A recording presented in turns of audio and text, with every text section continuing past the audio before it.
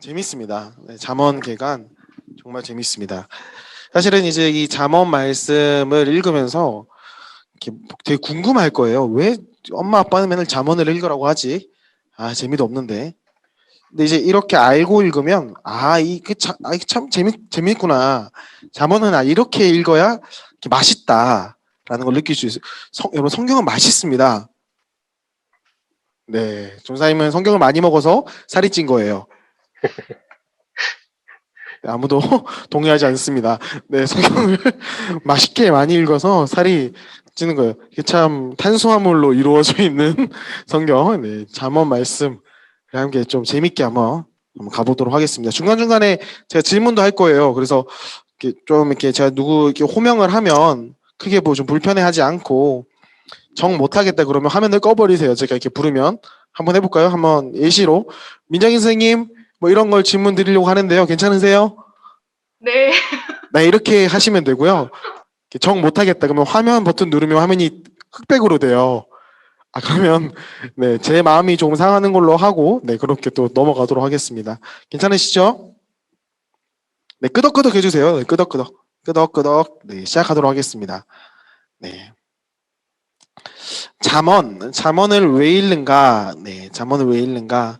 한번 제가 읽어볼까요? 성경에는 인생의 바다를 잘 항해하는 사람을 묘사하는 단어가 있다. 그걸 뭐라고 한다고요? 시작. 지혜로움. 네, 지혜로움. 지혜로운 사람은 피할 수 없는 어려움에도 불구하고 담대하게 살아간다. 여러분, 이게 한 가지 전제가 있어요. 신자의 삶, 참 믿음이 좋은 사람의 삶에는 고난이 있을까요? 없을까요? 고난이 있어요. 네, 있어요. 애석하게도 믿음이 좋은 사람에게도 믿음이 없는 사람에게도 신자의 삶에도 비신자, 불신자의 삶에도 고난은 있습니다. 우리가 이 땅에 사는 동안 어떤 어려움, 문제로부터는 피할 수 없어요. 고린도 후서 1장 5절 말씀 제가 읽어드릴게요. 그리스도의 고난이 우리에게 넘친 것 같이 우리가 받는 위로도 그리스도로 말미암아 넘치는도다. 그러니까 그리스도께 받는 위로는 이 땅에 사는 고난의 상황 속에서 일어납니다. 아픔과 슬픔, 괴로움, 억울함 속에서 그리스도의 위로가 있는 거지 아무것도 없는 평온한 상태에서 그리스도의 위로가 있는 것이 아닙니다. 그래서 인생이라는 참 폭풍우 넘치는 그 바다를 항해하는 한 명의 순례자로서 그 사람들이 잘 항해할 수 있도록 도와주는 것. 그것이 바로 어떤 성경이라고요? 잠언이라는 성경이에요. 잠언은 독자로 하여금 지혜롭게 하는 것을 목적으로 하고 있어요. 그러니까 잠언을 읽는 사람, 여러분으로 하여금 똑똑해지게 하는 거죠. 그 똑똑해지는 것은 뭐 언어 성적이 뭐 2문제 더 맞추고 이런 개념을 넘어서서 정말 인생을 잘 살 수 있게 하는 것을 목적으로 합니다. 네. 좋아요, 안 좋아요, 여러분? 좋죠? 네. 기본적으로 우리에게 좋은 유익한 성경입니다. 네. 그렇다면 잠언의 독자는 누구인가? 이 독자는요, 제가 많이 보는 그 웹툰 중에 그 독자라는 주인공이 있는데, 수요 웹툰인데, 그 이름은 모르겠네. 수요 웹툰 중에 그 재밌는 거 있거든요. 그거 한번 보세요, 여러분. 되게 재밌어요. 그 독자, 성경을 볼 때는 2가지의 독자를 확인해야 돼요. 첫 번째는 1차 독자예요. 1차 독자가 뭘까요, 여러분? 성경이 처음 쓰였을 때 이 성경을 처음 듣는 사람이 1차 독자예요. 우리가 매주 주일 설교에 듣고 있는 지금 설교 뭐 듣고 있죠?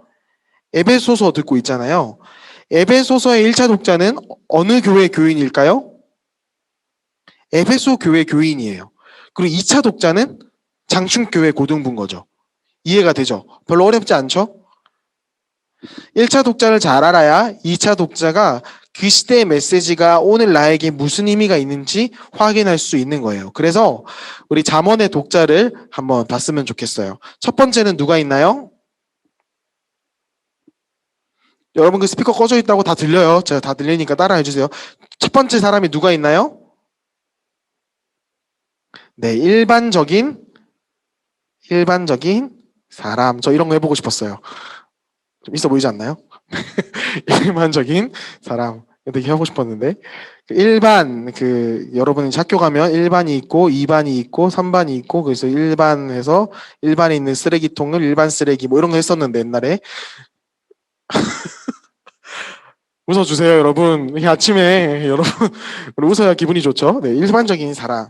여기 말하는 잠언에서 나오는 1차 독자, 일반적인 사람은 단순한 사람이라는 뜻이에요.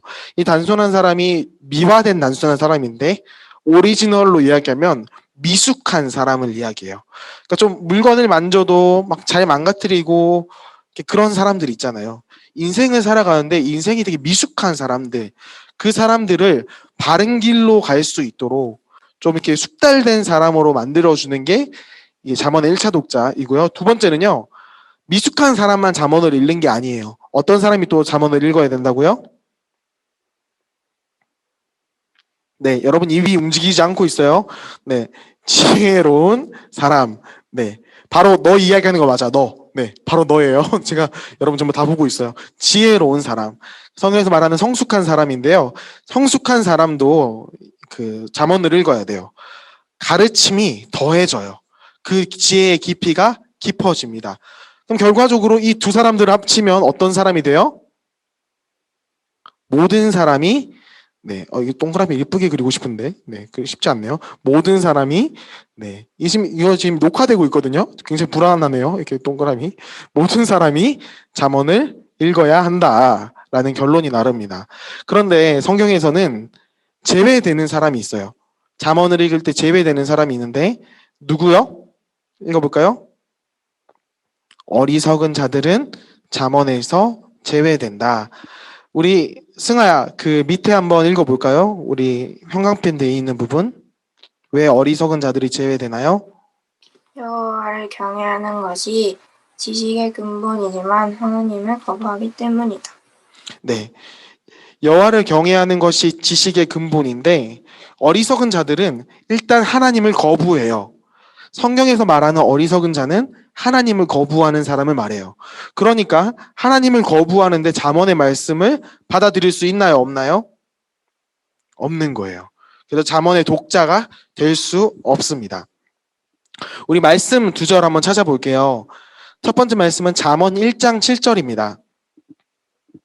가장 먼저 찾은 사람이 스피커를 열고 이렇게 읽어주시면 아주 큰 선물을 드리도록 할게요. 잠언 1장 7절입니다.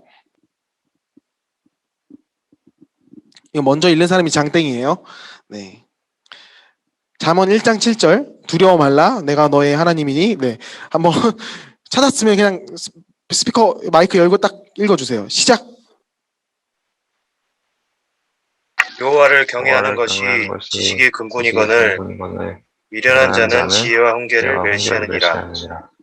네, 듀오라서 선물을 네, 선물을 드릴 수 없을 것 같으니 우리 모두 박수로 그 기쁜 영광을 축하드립니다. 이관영 학생과 우리 윤찬 선생님 아주 똑같은 타이밍에 읽으셨습니다. 어리석은 자 중에 젊은이 가운데 한 지혜 없는 자를 보았노라. 그리고 시편 14편 1절 한번 읽어볼까요? 시편 14편 1절 한번 찾아볼게요.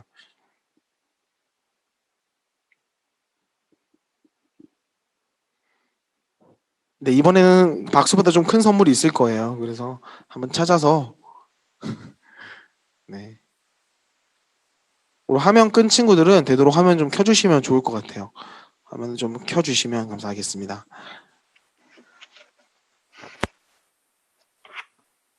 네, 시편 14편 1절 내가 찾았다. 그러면 마이크를 딱 켜고 읽어주세요. 어리석은 자는 그의 마음에 이르기를 하나님은 없다 하는도다. 그들은 부패하고 그 행실이 가증하니 선을 행하는 자가 없도다. 이제 용기 낸 자에게는 큰 선물이 또 있어야 되죠. 우리 큰 박수로 우리 큰 선물을 또 함께 줬으면 좋겠습니다. 자, 재현이 대단합니다. 어리석은 자는 그의 마음에 이르기를 하나님이 없다 하는도다. 그들은 부패하고 그 행실이 가증하니 선을 행하는 자가 없다. 네, 성경에서 말하는 어리석은 자, 하나님이 없다 하기에 잠언의 독자로서 존재할 수 없습니다. 그렇다면 여러분은 지금 하나님이 계시다고 믿나요? 안 믿나요? 믿으시죠? 믿으시는 분들은 끄덕끄덕 해주세요. 하나님이 계시다 믿으시는 분들은 끄덕끄덕 네, 회심이 필요한 친구들 몇 명 보이는 것 같아요. 네. 여러분은 잠언의 독자인가요? 독자이지 않나요? 여러분은 잠언의 독자입니다. 그래서 우리가 잠언을 읽는 거예요. 네, 또 넘어가 볼게요, 한번. 그렇다면 이제 잠언을 읽는 방법을 우리가 확인을 해야겠죠. 잠언을 어떻게 읽는지가 중요하니까. 네, 잠언의 1차 독자 암시텐 청자는 아들이며 젊은 남자이다. 우리 여기 이제 자매들도 많이 있는데 네, 조금 이해를 해주셔야 돼요. 이 당시 고대 문학에서는 아버지가 아들에게 하는 이야기가 되게 주류인 장르였어요. 그러니까 뭐 이걸 부인할 수는 없잖아요. 그렇죠? 시대가 그랬으니까. 그러니까 그 맥락 안에서 성경을 읽어야 돼요. 아빠가 젊은 아들에게, 젊은 남자인 아들에게 이렇게 훈계하고 가르치는 내용이 잠언이에요. 그래서 잠언을 정확히 읽기 위해서는 내가 뭐가 돼야 돼요? 젊은 남자의 입장이 되어야 돼요. 이 젊은 남자는 진짜 청년 남자를 이야기해요.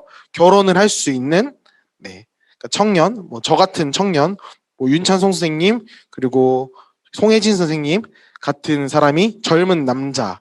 그러니까 이 시대는 그런 분들이겠죠. 그러니까 잠언을 열심히 읽으시기 바랍니다. 네, 그러니까 여러분이 내가 송혜진이다 생각하시면 돼요. 잠언을 읽을 때 어떻게 감정이입이 좀 되시나요? 조병건 선생님은 안 돼요. 젊은 남자는 아니거든요. 조금 나이 든, 죄송합니다. 병건 선생님이 없어서. 네. 네, 그렇습니다. 네. 젊은 남자의 입장으로서 읽어주시기를 좀 부탁드리겠습니다. 하실 수 있으시죠? 네. 여러분 이제 계속 페르소나를 쓰는 거예요. 가면을 쓰면서 내가 젊은 남자로서 이렇게 읽어보는 겁니다. 이건 제가 이제 책에서 가져온 건데요. 그 잠언과 시편의 권위자인 트램프 롱맨 3세라는 분이 계세요. 되게 권위자세요. 이 트램프 롱맨 3세는 이 잠언을 이렇게 한번 구분을 해본 거예요. 17가지의 스토리가 있다라는 건데요. 보시면 여자가 나오고 지혜가 나오고 음녀가 나오고 간음이 나오고 음녀가 나와요. 그러니까 되게 그 메타포 자체가 그러니까 예전에 쓴 성경이니까 시대적으로 넘어가니까 이 젊은 남자는 그런 여성에게 약하다라는 것을 이제 은유적으로 이 잠언이 가지고 있는 내용이에요. 기본적인 메타포 자체가. 그래서 그런 내용들이 나올 거예요. 그래서 조금 좀 성적인 표현이 나오기도 하고, 근데 그걸 읽으면서 오 막 이러면 안 돼요. 성경 읽으면서 오 성경 너무 야해 이렇게 읽으시면 관영이 좋아하지 마시고요. 너무 성경이 야해 표현이 왜 이래. 이 당시에는 그냥 그랬던 문학이에요. 그러니까 문학은 뭘로 읽어야 돼요? 문학으로 읽는 거예요. 그러니까 이거 너무 감정이입을 하거나 너무 막 그거 자체 단어를 묵상하지 마세요. 자매들도 똑같아요. 그 표현이 나왔다고 해서 부끄러워한다거나 그럴 필요는 전혀 없습니다. 대상이 아버지가 젊은 아들에게 하는 내용이기 때문이죠. 혹시 이 내용이 필요하다면 제가 이 파일도 올려드리도록 하겠습니다. 이렇게 옆에 이제 프린트를 해놓고 성경을 읽으면 지금 이런 내용을 내가 읽고 있구나라는 걸 알 수 있겠죠. 네, 그러면 이제 잠언을 읽는 좀 구체적인 방법에 대해서 이야기를 해봅시다. 아들은요, 지금 이게 뭐예요, 여러분? 지난주에 무슨 또 줄 퀴즈 같죠? 이게 뭐죠? 정답을 아시는 분은 마이크를 켜고 이야기를 해주시면 좋을 것 같아요. 네, 모두 다 알기 때문에 식탁이죠. 네, 모두 다 알고 있는 것처럼 이건 식탁입니다. 글자도 못 쓰겠네요. 네, 식탁입니다. 동의하시죠, 여러분? 네, 이건 식탁이에요. 그러니까 기본적으로 지금 내용이 어떤 내용이냐면요. 이건 아들이에요. 네, 아들이 식탁에서 어떤 사람과 같이 식탁에서 밥을 먹을까에 대한 그림을 그리시면 돼요. 여기는 지혜 여인이 있고 여기는 우매 여인, 음란 여인, 이렇게 여러 가지로 표현이 되는데 네가 이 여인과 식사를 할 건가? 이 여인과 식사를 할 건가? 식탁에서 만난다라는 그 이야기가 이후에 성적인 개념까지도 연결이 되는데 어쨌든 이 그림 자체를 기억하시면 돼요. 잠언을 읽으면서 내가 누구와 함께 밥을 먹을 것인가? 누구와 함께 할 것인가에 대한 그림을 그리시면 됩니다. 잠언에서 나오는 지혜의 여인은 기본적으로 하나님을 말합니다. 성경에서 나오는 잠언에서 나오는 지혜가 나올 때는 하나님이라고 생각하시면 되고요. 그리고 음의 여인, 음란 여인으로 나오는 그 여인은 거짓신, 사탄, 우상 이런 것들로 생각하시면 됩니다. 그런데 이 식탁에서 밥 먹는 게 뭐가 문제냐라고 이야기할 수 있는데 잠언은 내가 누구와 밥을 먹는 게 삶과 죽음의 문제다라고 이야기를 해요. 와, 무섭죠? 그냥 밥 한 번 먹는 건데 근데 밥 한 번 먹는 게 아니라는 거예요.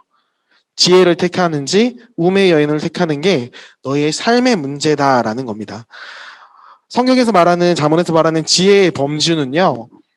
대개 부모님들이 여러분의 지식을 늘리기 위해서 잠언을 읽으라고 하는데 맞아요. 지식을 늘릴 수도 있어요. 그리고 삶의 기능적 탁월함 보통 우리가 지혜롭다 하는 것은 삶의 기능적 탁월함과 대응성을 이야기해요. 어떤 일이 일어났을 때 잘 대응할 수 있는 걸 이야기하는데 그 이상의 범주인 죽음과 생명에 관한 이야기를 잠언이 하고 있다는 것을 기억해 주시면 될 것 같아요. 그래서 잠언이 뭘까? 세 번째 이야기죠. 그래서 what is 잠언? 네. what is는 영어고 잠언은 또 한글이죠. what is 잠언? 잠언이 뭔가요? 잠언은 마샬이라는 단어, 이제 원래 히브리어로는 마샬이라는 단어고 영어로는 우리가 proverb라고 이야기하는 이 단어는 짧은 격언이에요. 뭐라고요? 짧은 격언. 이 말도 좀 어렵죠. 격언. 시의 형태로 이루어져 있고 어떤 것들을 훈계하는 내용이에요. 여러분 시는 가지고 있는 생각들을 다 풀어서 이야기해 주나요? 풀어서 이야기 안 하나요? 풀어서 이야기하지 않아요. 내가 하고 싶은 책 한 권의 내용을 한 단어로 요약하기도 하고 한 문장으로도 요약하는 게 시죠. 압축 언어예요. 그래서 짧은 문장으로 많은 걸 표현하기 위해서 이 양식을 사용합니다. 근데 여러분 시를 읽을 때 소설책을 읽듯이 샥샥샥샥샥 넘겨 읽어보면 되나요? 안 되나요? 안 되죠. 안 돼요. 시는 어떻게 읽어야 돼요? 카페에 가서 호수가 보이는 카페에 앉아서 다리 딱 꼬고 에스프레소 한 잔 딱 마시면서 하면서 이렇게 읽는 게 시잖아요. 아닌가요? 저만 그러나요? 네. 그러니까 시는 좀 약간 그런 맛이잖아요. 그러니까 무슨 이야기냐면 풍류를 좀 느끼면서 천천히 저자가 이렇게 뭘 말하고 싶을까? 나는 이걸 어떻게 좀 해석할 수 있을까? 이 메시지 그 단어가 풍기는 냄새도 좀 맡고 향도 좀 느끼고 네. 그 시를 읽는 방법이잖아요. 네. 물론 이제 여러분들은 시를 이제 읽으면 334 음률 반복 저자 고대 주제 사랑 청산의 살얼이었다 왕에 대한 이야기 뭐 이렇게 여러분들이 시를 읽는 법을 배웠겠지만 실제로 여러분들이 이제 시를 나중에 그렇게 읽으면 안 돼요. 시는 이렇게 느끼는 거잖아요. 시는 느끼는 거. 네. 그래서 속도를 늦추고 구절의 의미를 숙고해야 합니다. 잠언을 읽을 때는 충분히 좀 속도를 늦추면서 읽을 수 있어야 됩니다. 이 말은 무슨 말이냐면요. 한번 따라해 볼까요? 한 번의 통독으로 전체를 모두 이해할 수는 없다. 네, 계속 읽고 계속 씹으면서 그 의미를 발견해야 되고요. 두 번째 따라해 볼까요? 하나님이 보여주시는 데까지 우리는 말씀을 받아들일 수 있다. 네. 같은 말씀을 읽어도 읽고 느끼는 감정과 생각이 다를 거예요. 근데 of course 괜찮아요. 하나님이 보여주시는 데까지. 그러니까 우리 교만해야 되나요? 교만하면 안 되나요? 교만할 수 없어요. 마지막 세 번째입니다. 따라해볼까요? 겸손함과 간절함으로 묵상해야 한다. 잠언은 이렇게 읽는 거예요. 네, 여러분 이제 잘 아는 시가 하나 나왔어요. 나태주 씨의 풀꽃이고 여러분을 향한 이야기죠. 네, 여러분과 저를 향한 시예요. 정말 우리 참 매기는 시로 많이 쓰잖아요. 이거 한번 시 한번 읽어볼까요? 나태주 씨의 풀꽃. 네, 이거 와이프한테 제가 오늘 이 시를 선물하면 와이프가 화를 낼 수도 있는 시인데요. 한번 읽어볼까요? 시작. 자세히 보아야 예쁘다. 오래 보아야 사랑스럽다. 너도 그렇다. 네, 여러분 정말 이 시가 그 여자친구를 매기려거나 남자친구를 매길 때 쓰는 시일까요? 아니겠죠. 네, 아니겠죠. 이 시를 제가 처음 봤던 때가 교보문고, 광화문에 있는 교보문고에 이게 주기별로 바뀌잖아요. 알아요, 여러분? 광화문에 있는 그 교보문고 거기에 제가 있는 걸 보고, 야, 무슨 이런 시를 이렇게 써놨냐, 이렇게 사람 매기는 시를 처음에는 그냥 웃으면서 넘어갔는데, 이 시를 생각할 때마다 참 표현이 이 세 줄을 가지고 어떻게 이 풀꽃을 이렇게 아름답게 표현할 수 있을까, 뭐 이렇게 계속 씹어가면서 그 시의 의미를 발견했거든요. 이런 것처럼 잠언도 이 시를 읽듯이 읽어주셨으면 좋겠습니다. 하실 수 있으시죠? 네, 끄덕끄덕 해주세요. 도와주세요. 끄덕끄덕. 좋습니다. 네. 요걸 한번 이제 한 친구가 읽어주면 좋을 것 같은데, 지호가 한번 읽을 수 있을까? 지호가 요거 한번 다 읽어주세요. 시작. 잠언 위에 것도 다 읽어요? 네네. 잠언은 기계적으로 암기하고 적용하면 성공하는 주문이 아니다. 잠언을 적절할 때에 적절한 상황에 적용해야 한다. 지혜로운 사람은 이것을 효과적으로 할 수 있는 사람이다. 네, 감사합니다. 잠언 말씀을 기계적으로 적용하지 말고 그 상황에 맞춰서 그 말씀이 나를 인도하는 대로 잘 적용하는 게 지혜입니다. 잠언 말씀을 읽고 묵상하면서 하나님께 그 지혜를 구할 수 있는 저 여러분이 되면 좋을 것 같고요. 네, 이제 2개 남았어요. 네. 요것도 한번 우리 고3 친구들 중에 성은이가 한번 읽어볼까요? 성은이가. 하나님은 참된 지혜의 유일한 근원이시다. 모든 것을 하나님과 관련하여 이해해야 한다. 네, 밑에도 읽어주세요. 사람의 마음에는 많은 계획이 있어도 오직 여호와의 뜻만이 온전히 서리라. 네, 시편 19편 21절 말씀입니다. 잠언이 말하는 지혜는 결국 하나님을 찾아가는 이야기입니다. 하나님만이 참된 지혜의 유일한 근원이시기 때문에 모든 것을 하나님과 관련시켜 이해해야 해요. 그런데 여러분, 이게 책임을 전가하거나 뭐 하나님은 모든 것이니까 내가 하는 모든 일도 다 하나님 탓이야, 이거 책임 전가를 하거나 무작정적인 운명, 뭐 숙명론이라고 하죠. 내가 김치찌개를 먹을 건지 된장찌개를 먹을 건지 하나님이 다 이미 계획하셨어, 그러니까 내가 하는 건 다 하나님 탓이야 라는 것을 말하는 것이 아닙니다. 시편 19편 21절에서 말하는 건 사람의 많은 계획을 하나님께서 존중하세요. 그러나 사람의 선택이 선일 수도 악일 수도 있는데, 그럼에도 불구하고 그 선택을 하나님께서 온전히 이루어 가신다는 뜻이에요. 인간이 악을 행할지라도 선으로 바꾸시고 악을 선으로 이긴다는 말씀이지, 그것을 숙명적으로 내가 하는 행동들이 다 하나님이 간섭하신다, 그런 것들의 내용이 아니에요. 삶을 받아들일 때 이 땅에서는 악도 혼재하고 있습니다. 그러나 그럼에도 불구하고 그 위에 하나님께서 지금도 일하고 계시며 하나님께서 그것들을 알고 계시고 바라보고 계신다라는 조금 더 높고 넓은 광의적인 의미로서 여러분들이 잠언을 읽어주시고 그 잠언을 적용할 수 있기를 바랍니다. 마지막입니다. 우리 예찬이가 한번 읽어볼까요?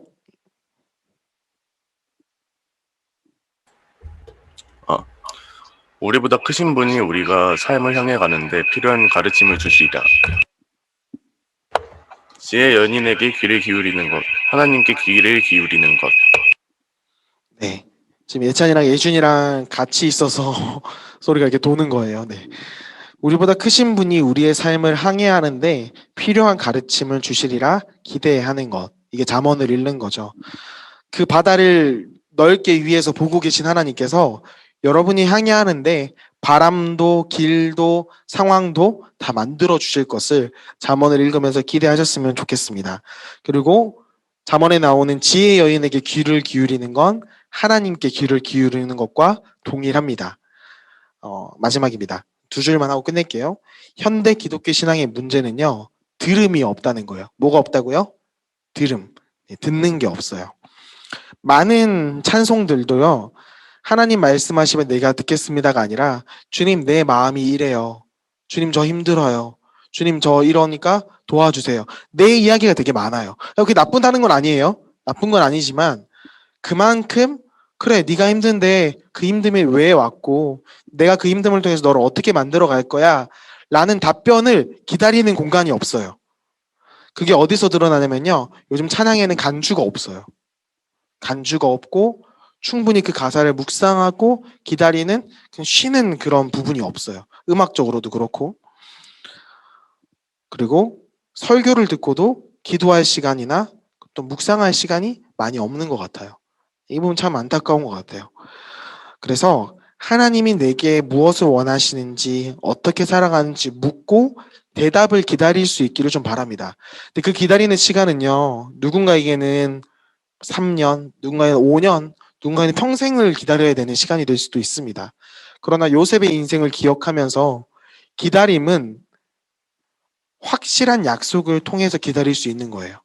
그러니까 그냥 무작정 기다리는 게 아니라 하나님이 대답해 주실 것이고 하나님이 알려주실 거라는 그 기다림, 그 확실한 기대 가운데 기다릴 수 있기를 바랍니다. 제가 16년 걸렸어요. 제가 소명을 받기까지 16년의 시간이 걸렸어요. 그리고 그 시간 이후에 저의 삶은 확신을 가지고 살아갈 수 있게 되었어요. 제 삶보다 뭐 조금 차이가 있겠지만 여러분에게도 소명을 주시고 여러분에게도 꿈을 주실 하나님이라는 것을 기대하고 특별히 이번 잠언 말씀을 읽으면서 여러분이 소명을 발견하는 시간이 되었으면 좋겠습니다. 내가 뭘 해야 되는지, 내가 무엇을 하나님께 영광을 드릴 수 있을지 고민하고 답을 찾아가는 시간이 되었으면 좋겠습니다. 네, 잠언 개간은 여기까지 마치겠습니다. 네, 고생하셨습니다.